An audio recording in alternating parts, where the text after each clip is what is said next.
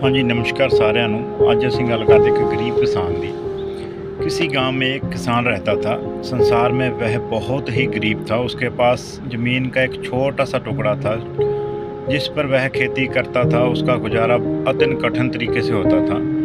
एक दिन सूरज की गर्मी चरम सीमा पर थी, परंतु किसान हमेशा की तरह खेत में काम कर रहा था।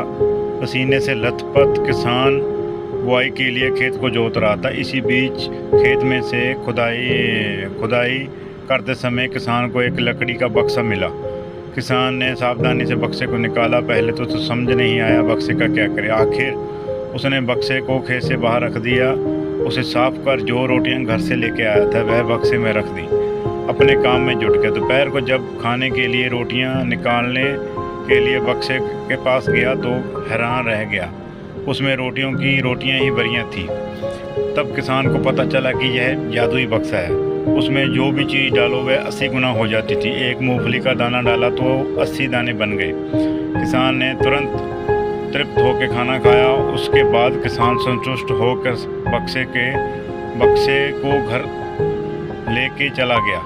किसान बहुत खुश था। उसे लगा कि अब उसके दुख दूर हो गए हैं। लालची नहीं था बल्कि धैर्यवान था।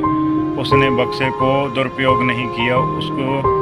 उसे जब भी किसी चीज़ की ज़रूरत होती तो प्राप्त कर लेता था। समय गुजरने के साथ साथ उस बक्से के बारे में ज़मींदार को पता चला। ज़मींदार बेहद लालची था और उसे लगा कि ऐसी जादुई चीज़ उसके पास होना चाहिए। इसके आदेश पर ज़मींदार के लठेर किसान को पकड़ के ले आए।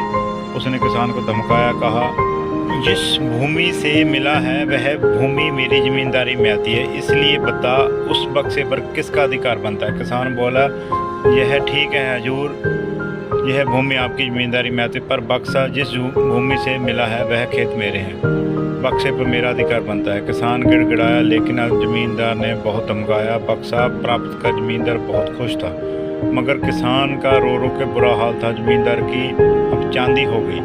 वह जो चाहता बक्से में डालता और कई गुना प्राप्त कर खुश हो जाता। जादुई बक्से की खबर मंत्री जी के पास पहुंच गई। पहले तो मंत्री ने अपने विश्वास पात्र सेवक को सच्चाई प्राप्त करने के लिए भेजा। वह जो उसने बक्से का जादू देखा तो मंत्री को पास जाकर सारी सच्चाई बता दी। मंत्री ने ज़मींदार को बुलाया, फिर उसे डांटते हुए कहा, हमें पता चला है कि तुम्हारे पास एक जादुई बक्सा है। उसे तुरंत हमारे हवाले कर दो। इसलिए जादुई बक्से पर ज़मींदार की हालत ख़राब होने लगी। उसने मंत्री जी से बहुत विनती की, पर मंत्री नहीं माना। बक्सा प्राप्त कर मंत्री मत वाला हो गया। विरोधियों के लिए अच्छा मौका था। फिर उन्होंने बक्से के साथ साथ मंत्री के निकम्मेपन की खबर भी राजा को पहुंचा दी। बक्से की बात सुनकर राजा अधिक हो उठा और अपने सेनापति के साथ महामंत्री के घर में पहुंच गया। और मंत्री ने देर ना करते हुए जादुई बक्सा राजा को समर्पण कर दिया। सबसे पहले राजा को जादुई बक्से की मदद से अपने खजाने की वृद्धि की। फिर राजा को से बक्से की सुरक्षा को लेकर चिंता होने लगी। राजा हर कीमत पर उस बक्से को अपने साथ रखना चाहता था। राजा ने सोचा कि इस बक्से का रहस्य पता किया जाना चाहिए। इस बक्से में क्या है यह जानने के लिए राजा उस बक्से में प्रवेश कर गया। जब बाहर निकला तो उसके पीछे 80 राजे निकले। असली राजा कौन सा है कुछ पता नहीं चल रहा था। वे राज सिंहासन के कब्जा करने के लिए एक दूसरे से लड़ना झगड़ना चालू हो गए। यह जान के किसान बेहद दुखी हुआ और अपने आप को कोसने लगा कि कितना अच्छा होता है जब मैं इस बक्से को ज़मीन में ही गड़ा रहने देता।